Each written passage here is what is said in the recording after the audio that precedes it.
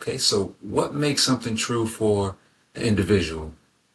An emotion will make something true for an individual. So what's an emotion? An emotion is a sensation. Now, the cool thing about this, when you put it into perspective, is you have millions of sensations every day, but most of them you give no attention to. You don't even recognize them. So why is there so much emphasis on the sensations that you have that transform into or express themselves into strong emotions? Why is there such an emphasis on those?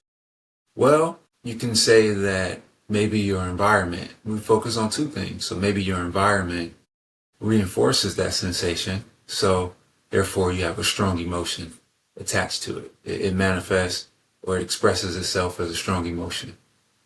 The other thing is you can say because, say maybe the environment reinforces that sensation, now all of a sudden your brain reinforces it also. And now you have a loop. Okay? Now, as I was learning, I'm learning practices that um, interrupts the sensation and then interrupts the loop. Okay? Now, this requires practicing focus, and this requires practicing discipline, or else the benefits would be very short-lived. Okay?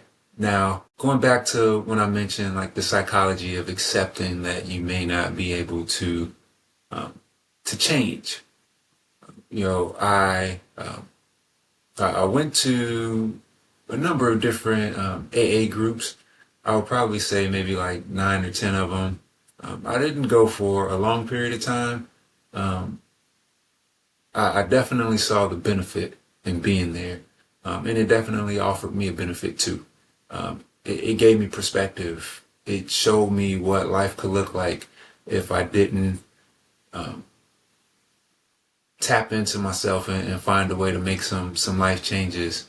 Um, but one of the things that really struck me right away was uh, a lot of people didn't just accept that they had a problem, which is very important, that they want to address. Um, there was this underlying depression in several of the groups that I went to. And it had to do with the fact that people were accepting that this would be a problem for life. So identity is shifted from someone with the problem to um, the group. And this group identity was kind of built around suffering through this problem for life. Now, there is a benefit to that, right? Because some people may truly believe um, that they can't do it.